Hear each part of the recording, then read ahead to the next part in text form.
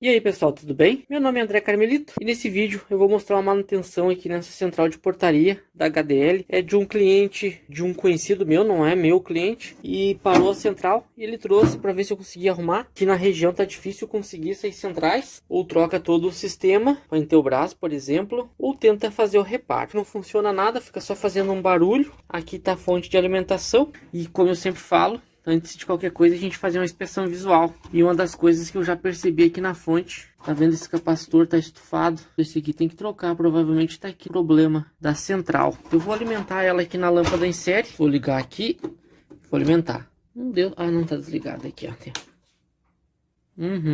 Não sei se dá para ouvir o barulho aí da fonte tentando chavear. E nem acende o LED, ó, tem um LEDzinho aqui que tem que acender. Eu vou tirar o flat, deixa eu desligar aqui. Esse aqui é o flat que alimenta lá a placa base e as placas de ramais. Ó, agora acendeu. Agora eu vou alimentar de novo. Agora a fonte quis partir. Mas na verdade isso acontece porque é o capacitor que não está dando conta. A hora que vai fornecer a tensão e corrente, ela acaba não chaveando. Então na verdade eu vou só trocar esse capacitor e a princípio já é para voltar a funcionar a fonte. E consequentemente a central. O bom é que não vai demorar muito para consertar. A gente não fica muito tempo parado, né?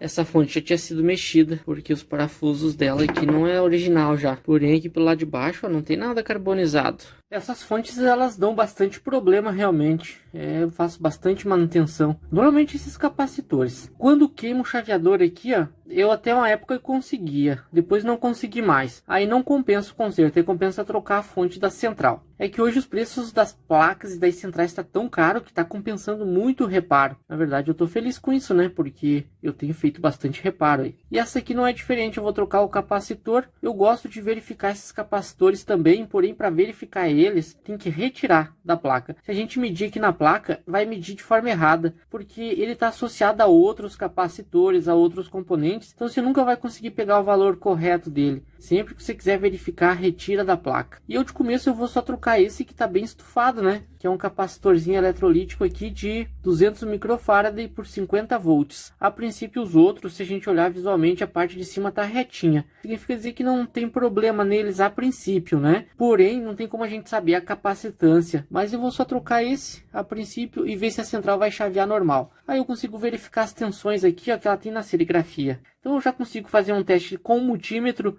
trocando esse capacitor, ver se essas tensões estão parecidas. Depois eu espeto em cima da central e verifico. Então eu vou trocar esse carinha aqui. Tomara que seja só ele, vai me dar menos trabalho. Eu vou pôr esse novo.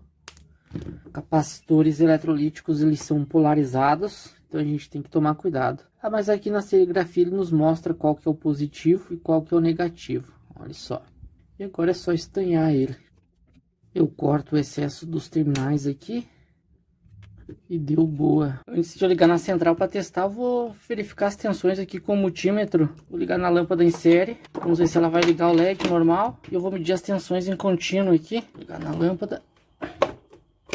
Liguei a chave. Ligou. Ela só tá chiando, não sei se dá para ouvir pela câmera. Esse chiado não é legal. Essas tensões aqui que tem na placa, deixa eu mostrar. Deixa eu desligar aqui. Ela tem aqui, ó, uns 5 volts para alimentar a parte digital, 48 volts para a parte de ramais, de tom de ramal, 12 volts, GNDA, a tensão de ring que é para tocar as campainhas e o GND. Eu vou medir agora sem carga em cima, sem ter nada ligado em cima, para a gente ver como é que tá essas tensões. Vou medir agora em contínuo, então. O GND, que é esse último aqui, ó, que é o comum a todo mundo. Então eu vou medir os 5 volts. 5 cravado, 4.9, praticamente exato, lembrando que não tem carga em cima. Aqui é o 48 volts. 47.5 o 12, 11.8. O GNDA não tá dando nada um em relação ao outro, o GND e o GNDA. E essa aqui é a tensão de ring. 100, 90. Aqui tem tanto uma componente contínua como alternada. Eu estou medindo em contínuo. Vou passar o multímetro para alternado e vou verificar só a tensão de ring em alternado. 63, 62, tá ok. Agora é só testar na central para ver se funcional, se tem mais capacitor. Desligo aqui. Aqui é plástico, carcaça dessa central. Eu vou só pôr flat. Ok, a central tá com todas as plaquinhas. Agora se acender o LED aqui e funcionar, beleza. Se não tem mais problema nessa fonte. Tomara que funcione. Ih, nem deu sinal de vida. Nem chaveou. E nem ligou o LED aqui, tem 2 LEDzinhos na CPU ali, azul. Nem ligou. E a fonte com barulho estranho. Tem mais problema nessa fonte. Então, pessoal, eu vou falar pela minha experiência com essas fontes. Como eu falei, eu já conserto bastante, elas dão bastante problema. Sabe qual é os problemas? A maioria das vezes é só esses capacitores aqui. Não tem como saber exatamente qual que é sem tirar e medir. Para garantir o serviço, o que eu faço? Eu troco todos e tem um em especial aqui, ó, de 25 volts por 47 micro, que é esse cara. E esse aqui também. Como é que funciona essa fonte? Isso aqui é uma fonte que a gente chama de fonte chaveada. Ela não é aquelas fontes que se utiliza transformador como antigamente. É uma fonte totalmente eletrônica. Até existe um trafo que é chamado de trafo Chopper, que é um transformador para alta frequência e não alta corrente. Então aqui entra a rede da concessionária, distribuidora, que é o 127 ou 220 volts. Tem uma etapa de filtro aqui para evitar que entre harmônica, ruído, interferências para a fonte, e evita também que saia interferências devido ao alto chaveamento aqui, alta frequência na casa dos megahertz, que saia para afetar outros aparelhos. Então isso aqui é filtro, proteção, aqui é mais proteção e filtro também. Depois desses filtros, ele passa pela ponte retificadora, que transforma de alternado para contínuo. Mesmo assim, a gente não tem um contínuo puro, e sim um contínuo pulsante. Aí tem esse capacitor grande de filtro, e aqui é bem perigoso, porque a gente pode ter até 316 volts aqui contínuo. Depois disso, é que vem em cima desse circuito integrado aqui, ó, que é um Viper. Nesse caso aqui, esse aqui é o Viper 53 ESP. Além dele ser um circuito integrado, ele tem dentro um transistor de potência, que é o transistor que vai chavear em alta frequência aqui. E ele comanda esse chaveamento. E aí ele se baseia por esse circuitinho desse optacoplador, o capacitor e um resistor aqui, e esse outro integradinho, que é chamado de feedback.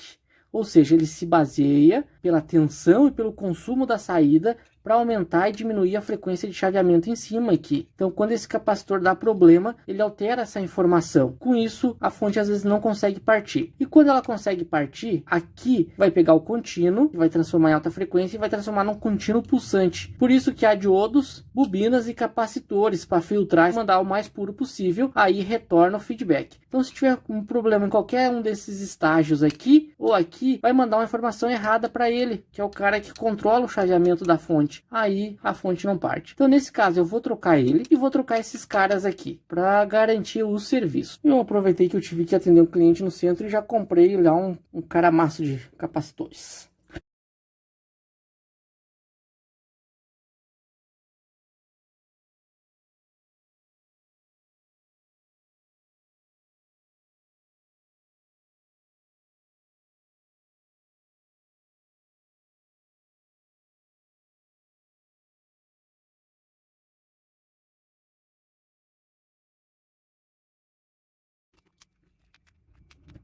E assim ficou, depois de trocar praticamente a fonte nova. Esses capacitores, eles são baratos, o preço deles é bem barato, compensa, vale a pena. Dá uma sobrevida para a fonte, não fica economizando em capacitorzinho. E não é só dar mais trabalho, o problema é retrabalho, o retorno lá no cliente depois. Funciona aqui na bancada, você liga lá, funciona uns dias, começa a incomodar. Porque se tiver outro capacitor com a capacitância alterada, vai forçar. Uma vez que o capacitor maior é novo, começa a alterar mais ainda a capacitância e dá problema bem loguinho. Para evitar esse tipo de incomodação e problema, o que eu faço sempre e recomendo, já troque. Baratinho isso aqui. Agora que eu já troquei tudo, eu vou ligar na central, porque não vou nem medir as tensões. Mesmo com a fonte não muito boa, as tensões estão normais, né? Então o que eu vou fazer? Ligar novamente na central. Provavelmente é quase certeza, 100% de certeza pela experiência que vai funcionar. E agora é só alimentar. Ela vai ter os dois LEDzinhos azul aqui, ó, que tem que acender. Um que é o de power, de alimentação, e o outro é o do status, né? Da CPU. E o LED vermelho. Eu vou ligar, mais do que estourar aqui na minha cara não acontece.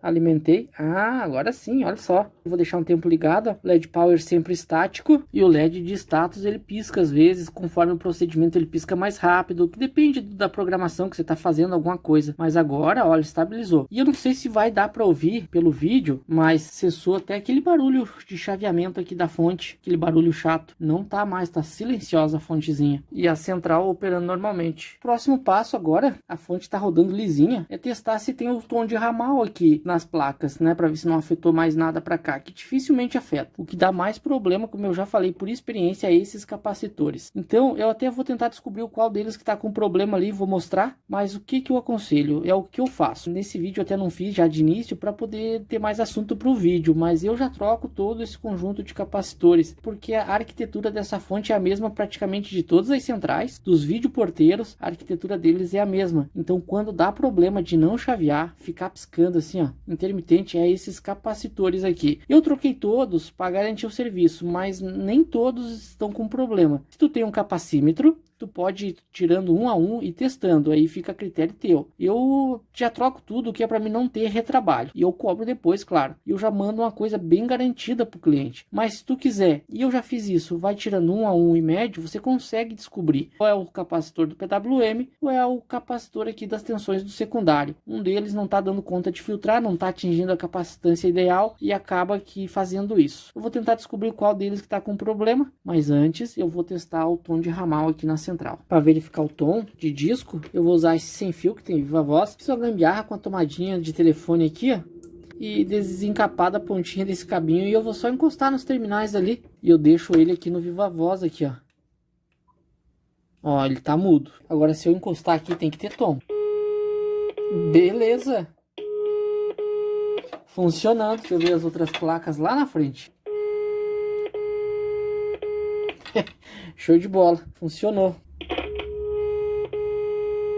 100% funcionando. Só montar ela aqui no lugar. Eu vou testar esses capacitores e eu já mostro qual deles que está com defeito. E para fazer o teste eu vou usar o bom e velho multímetro. Porém, ele tem que ter essa calinha aqui, ó, que é para medir capacitor. Ou seja, dentro do multímetro você tem que ter a opção capacímetro, né? Senão você não consegue. Por exemplo, eu tenho um mais antigo aqui, que é de muitos anos que eu comprei ele. E esse aqui não tem capacímetro, ele não mede as capacitâncias. Todos esses 4 estão com a capacitância alterada. Esses aqui estão levemente alterado o valor dele, o valor nominal. Porém, existe o erro do instrumento, como eu mostrei, eu estou usando um multímetro e não um capacímetro. Então é natural que já tenha um pequeno erro ali do multímetro. Então para esses aqui eu posso desconsiderar. Alguns deu o valor exato da capacitância. Agora esses 4 eu vou mostrar aqui. O primeiro aqui é 220 micro. Cuidado que é polarizado, né? 195.1, 194 microfarad. Então veja, de 220 para 194 tá dando muita diferença. Esse outro aqui, ó, 330 microfarad. Mesma coisa, vamos medir. Esse aqui tá dando uma diferença absurda. Olha só, 259 micro para 330 é muita diferença. Bem alterado. Esse outro aqui também é de 220.